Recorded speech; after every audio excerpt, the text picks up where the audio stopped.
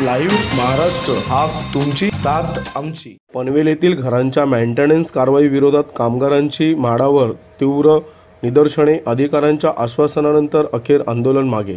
येत्या 4 दिवसात MMRDAच्या पनवेल येथील घरांचे पैसे भरलेल्यांची यादी कामगार नेत्यांच्या बैठकीत सादर करण्यात येईल। तसेच दंडात्मक कारवाई भविष्यात कमी करण्यात येईल असे आश्वासन म्हाडाचे मुख्य अधिकारी मिलिंद बोरीकर यांनी गिरणी कामगारांच्या शिष्टमंडळाला वांद्रे येथील म्हाडा कार्यालयात दिले। पनवेल येथील घरांच्या दुरुस्तीची पाहणी म्हाडा अधिकारी, कामगार नेते आणि रहिवासी दिनांक 18 मार्च रोजी सकाळी 11 वाजता एकत्र करण्याचा निर्णय आजच्या बैठकीत घेण्यात आला। बैठकीला वंदना सूर्यवंशी, राकेश गावित, निलेश देशमुख, योगेश महाजन, रामचंद्र भोसले आदी अधिकारी उपस्थित होते। कामगारांनी अगोदरच दंडात्मक सेवा शुल्क भरला आहे तो पुढील देखभाल खर्चातून वगळता करून घ्यावा, यासाठी राष्ट्रीय मिल मजदूर संघाचे अध्यक्ष आमदार सचिन भाऊ अहिर यांच्याद्वारे शासकीय स्तरावर प्रयत्न करण्याचे ठरवण्यात आले। रहिवासी कृती समितीच्या वतीने राष्ट्रीय मिल मजदूर संघाचे अध्यक्ष सचिन भाऊ अहिर, सरचिटणीस गोविंदराव मोहिते यांची भेट घेऊन चळवळीची पुढील दिशा ठरवण्याचा निर्णय रहिवासी समितीने घेतलाय। पाहूया एक विशेष भाग, आपले प्रतिनिधी विजय सापळे यांच्यासोबत। सगळ्या गिरणी कामगारांना उपस्थित केलेला आहे आणि म्हणून मी कोमगाव गिरणी कामगार संकुल म्हणजे कोमगाव गिरणी कामगार संकुल एकता समितीची आपण स्थापन केलेली आहे। त्या समितीच्या माध्यमातून मी पुन्हा एकदा आपल्या सर्वांच्या वतीनं म्हाडाला या ठिकाणी उद्देशून सांगू इच्छितो की हे पहा, म्हाडाला कोमगावला घरे देऊन गिरणी कामगारांना फसवण्याचा प्रयत्न केलेला आहे। आपल्याला माहित आहे की 2016ला ही लॉटरी झाली होती। 2019 पर्यंत आपल्यापैकी काही लोकांनी त्या ठिकाणी घराचे पैसे भरले आणि पुढे 2024च्या 15 फेब्रुवारीला आपल्याला चाव्या दिलेल्या आहेत।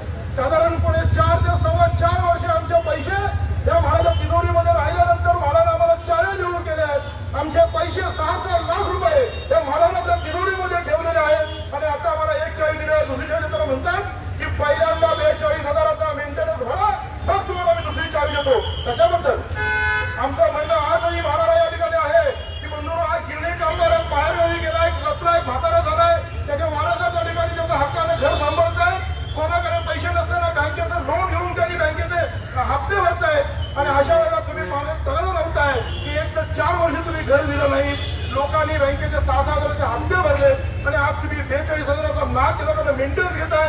तो कशाच्या आधारावर घेताय?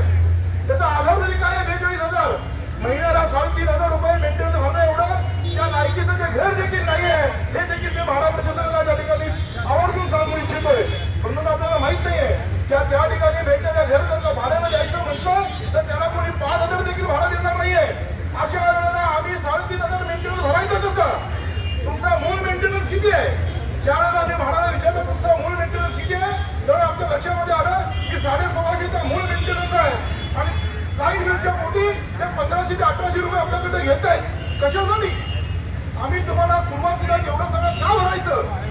तर का आम्ही तुम्हाला 4 वर्ष आधी पैसे दिलेले असतील आणि आमचे पैसे जर का तुमच्या तिजोरीमध्ये असतील तर माझं साधारण कॅल्क्युलेशन आहे, हे 10% व्याजाने जर का मी मोजलं तर तुमचं एका वर्षाचं व्याज 60,000 रुपये होतं, 6 लाखाचं। आमचे तुमच्याकडे 4 वर्षाचे 2,40,000 रुपये जमा आहेत। मग त्या पैशातून तुम्ही आमचा 5 वर्षाचा मेंटेनन्स वापरू, तुम्हाला काय हरकत आहे? अरे आम्ही तुमच्याकडे फीस आणत नाहीये। तुम्ही गोरगरीब जनतेचे, गोरगरीब गिरणी कामगारांचे पैसे स्वतःच्या तिजोरीमध्ये ठेवून त्याचा व्याज तुम्ही करणार आणि भूर्दंड आम्ही भरणार? आम्ही हा भूर्दंड सहन करणार नाही। आम्ही कोणताही मेंटेनन्स भरणार नाही। आमच्या 800-850 लोकांचा मेंटेनन्स ज्याने पैसे भरले त्यांचा मेंटेनन्स माफ झालाच पाहिजे। व्याजाच्या पैशातून आमचा मेंटेनन्स मी भरलाच पाहिजे आणि का म्हणून तुमचा मेंटेनन्स भरायचा? सर, आम्ही इतक्या गरीब लोकांनी, काही लोकांनी मला लोक येऊन भेटली, त्यांना गिरणीचं घर मिळणार, त्यांना राहतं घर त्यांनी विकलं, ते घर विकून ते लोक त्या ठिकाणी गेले। काही लोकांनी बँकेकडे तगादा लावून लोन घेतलं होतं, आज ती लोक महिन्याला 6,500चा हप्ता भरते। का हो? घर नाही, 3,500 हप्ता भरायचा, पुढे 3,000 मेंटेनन्स भरायचा, महिन्याला 10,000 रुपये भरण्याची त्या गिरणी कामगाराची ताकद आहे का? अजिबात नाही। आणि म्हणून हा संघर्ष आपण या ठिकाणी सुरूच ठेवला पाहिजे। पण हा संघर्ष सुरू ठेवत असताना आणखीनही आपल्या काही मागण्या आहेत आपण लक्षात घेतलं पाहिजे। म्हणून हे गोष्ट आणखी लक्षात घ्या की हा संकुल 2,417 घर आहे, 865 850 घरे त्या ठिकाणी पात्र झालेली आहेत। बाकीच्या घरांचं काय झालं हा गोष्टी आपण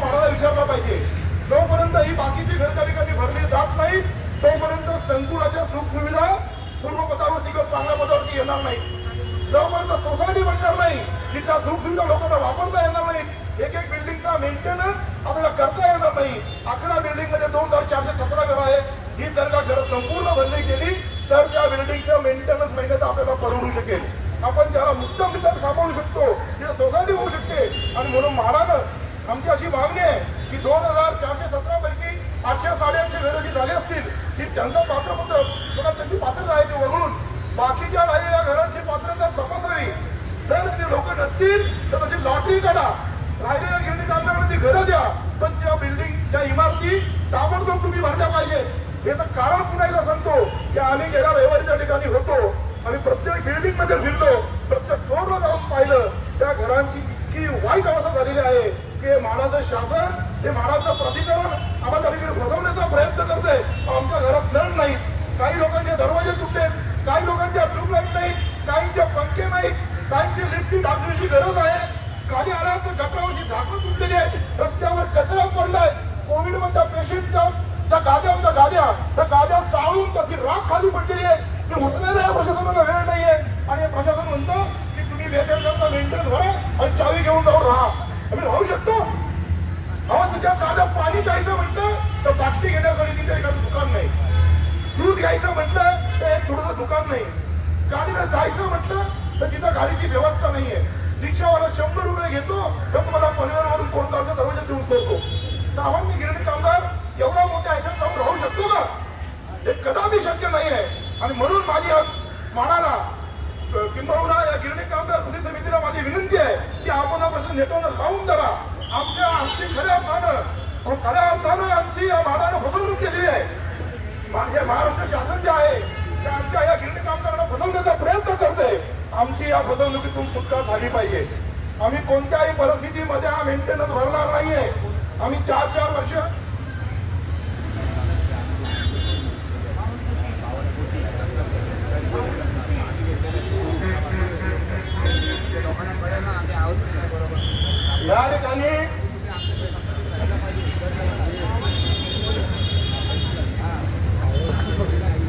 या ठिकाणी गिरणी कामगार कृती समितीनं असं जाहीर केलं, संघटनेनं असं जाहीर केलं होतं आधी त्यावेळेला आमची त्यांच्याकडे मिटिंग झाली त्यावेळेला की आम्ही त्या इमारतींची पाहणी केली.